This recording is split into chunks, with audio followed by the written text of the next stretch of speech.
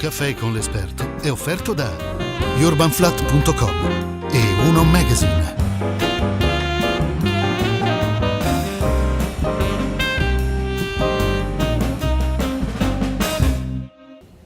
Ben ritrovati, se siete amici degli animali, oggi avrete una puntata molto ma molto interessante da seguire qui ad Un Caffè con l'esperto. Di fronte a me Chiara Bottaro, medico veterinario esperto in comportamento animale. Sì. Benvenuta Chiara. Quando è nata questa passione per la veterinaria? Quando è che hai deciso di fare il medico veterinario? Avevo 5 anni quando ho detto a mia madre che avrei fatto il dottore degli animali, perché all'epoca non sapevo come si chiamasse la professione davvero. Lei ha sempre avuto animali in casa? Sì, oppure? da sempre. Che tipo di animali?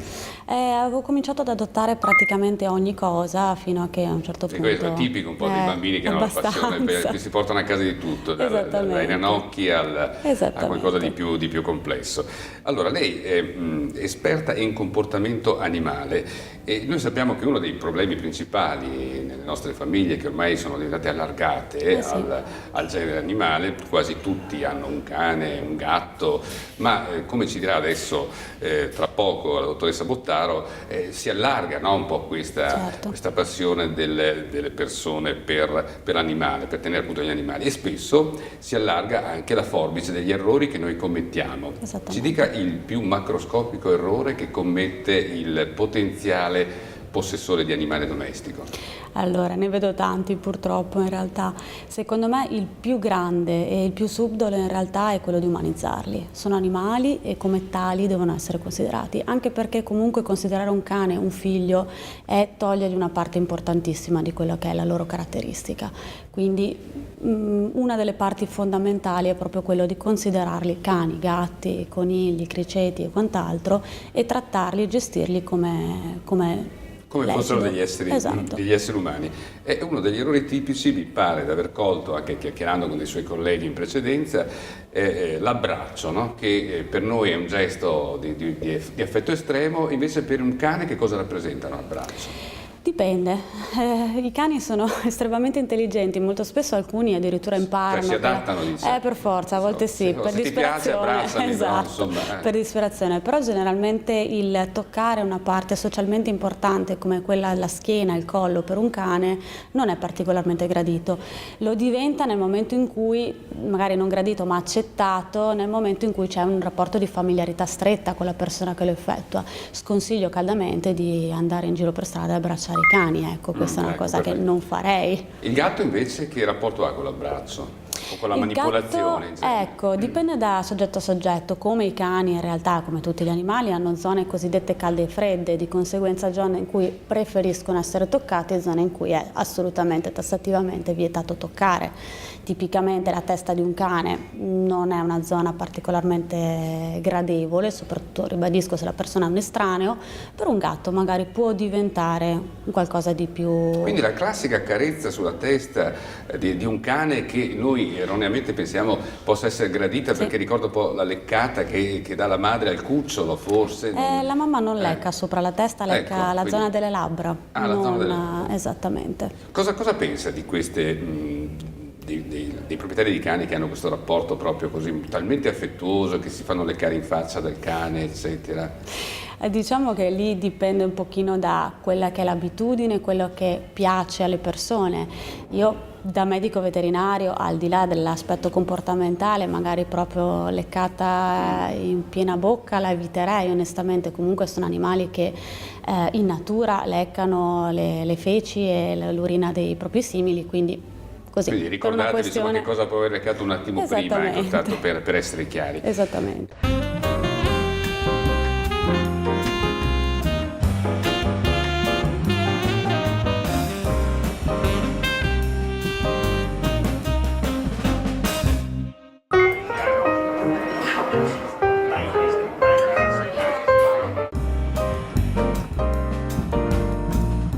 Salve, sono Claudio Campagnolo, vi aspetto tutti i giorni con il mio nuovo programma Un Caffè con l'esperto. Lo realizziamo qui alle mie spalle, nello studio televisivo più bello di Padova, la Sala Bianca del Caffè Pedrocchi. Ogni giorno un esperto ci parlerà della sua professione, della sua vita, delle sue esperienze. Vi aspetto tutti i giorni sul canale 15 di Serenissima Televisione, grosso modo verso l'ora del TG.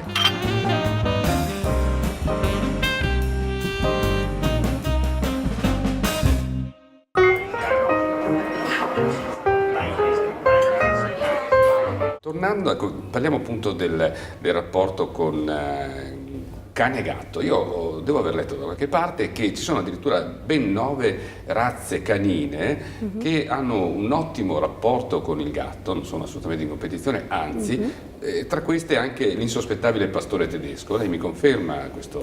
In realtà dipende tantissimo dal periodo evolutivo in cui il cane è stato messo a contatto con l'amico felino, nel senso che anche loro hanno i cosiddetti periodi sensibili, che generalmente sono dei periodi molto molto precoci in cui si selezionano le specie amiche. Quindi se convivo già con un gatto e decido di adottare un cane, sarà il caso che questo cane sia un soggetto magari cucciolo, attorno a circa i 2, 3, massimo 4 mesi di vita cominci ad interagire con il gatto. In questo modo può essere che i due riescano ad andare d'accordo.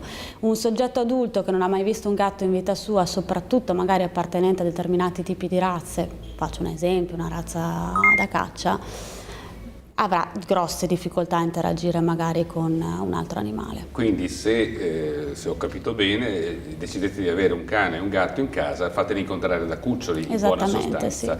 Sì. Veniamo ai problemi che può creare appunto il cucciolo. Molti si appassionano perché sono così coccoli, no, da vedere, certo.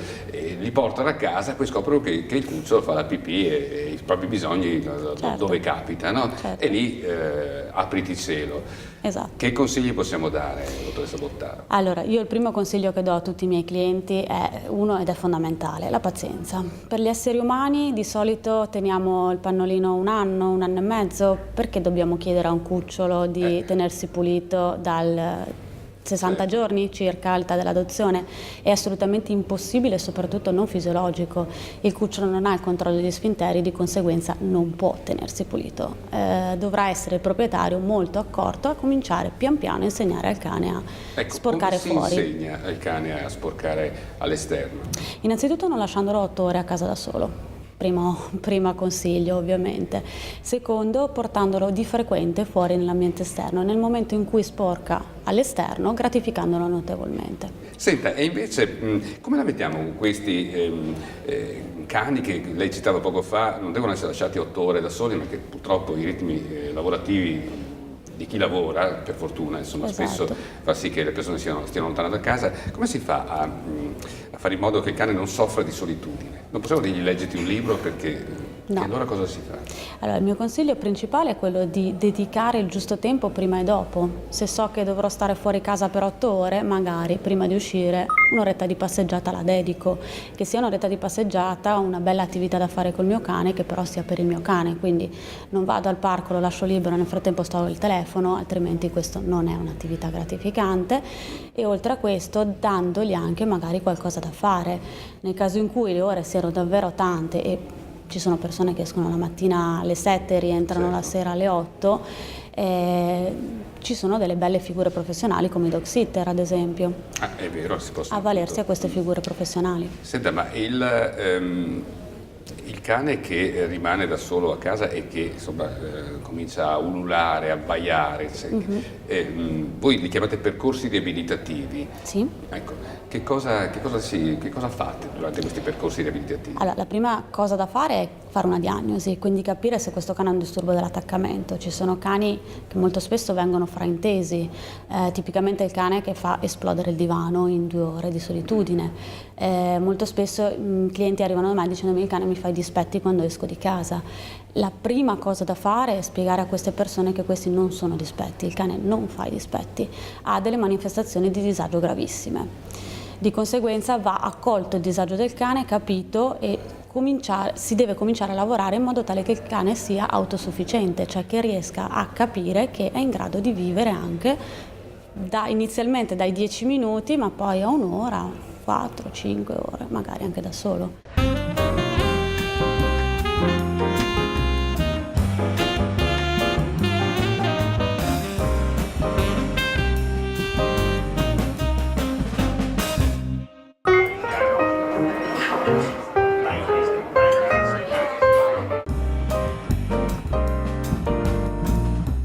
Salve, sono Claudio Campagnolo, vi aspetto tutti i giorni con il mio nuovo programma, Un caffè con l'esperto. Lo realizziamo qui, alle mie spalle, nello studio televisivo più bello di Padova, la Sala Bianca del Caffè Pedrocchi.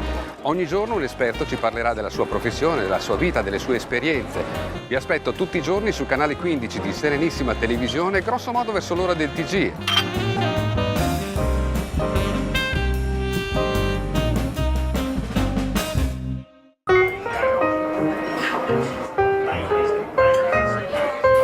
Il famoso alibi che molti proprietari di cani si raccontano, che tanto il cane non distingue da un minuto a un'ora, è vera questa cosa o no? Cioè il cane ha la sensazione dello spazio temporale in cui viene lasciato solo in casa? Il cane percepisce il trascorrere del tempo ed è un animale estremamente abitudinario, nel senso che sa esattamente quando più o meno arriverà a casa il proprietario.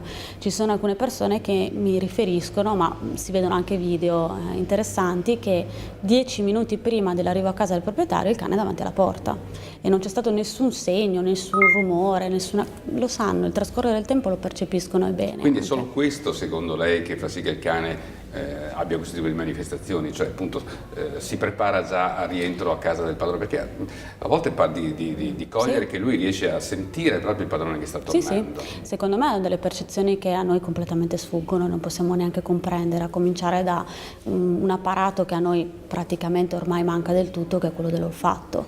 È un senso estremamente sviluppato che noi spesso sottovalutiamo, di conseguenza anche a volte faccio questo esempio con i miei clienti: un parco, un giardino per noi ha delle connotazioni visive e sensoriali di un certo tipo, per un cane è un mondo da scoprire, di odori soprattutto. Dottoressa Bottaro, come distinguiamo un cane che manifesta disagio e tende a diventare aggressivo e che potrebbe anche attaccarsi?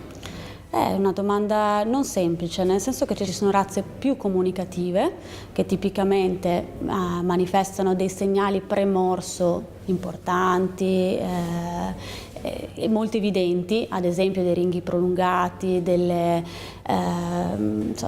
rigidità abbastanza importanti, e altri cani che invece tutto questo non lo fanno e generalmente il morso è molto doloroso. Anche perché un segnale abbastanza semplice è il pelo che si rizza, ma molti tipi molossi non sono a pelo corto, non si è neanche in grado di realtà anche quello non è un sintomo, un segno premorso, no, generalmente è un segnale di disagio.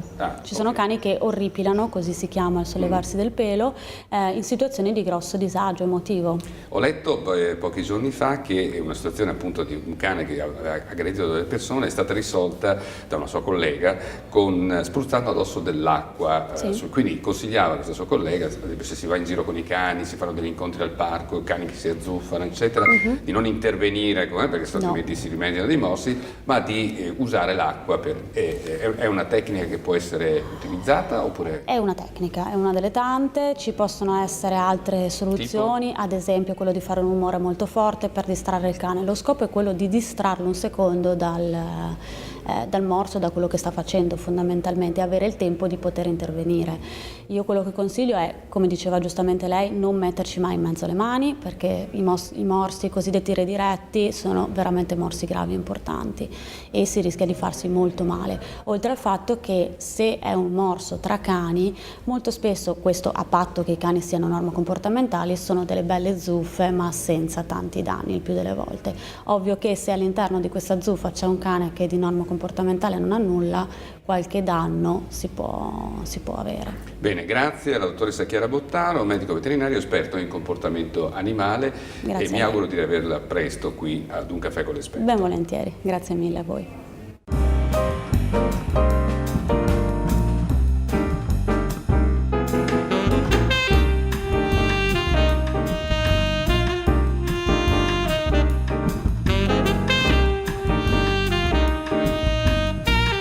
Un caffè con l'esperto è stato offerto da yourbanflat.com e Uno Magazine.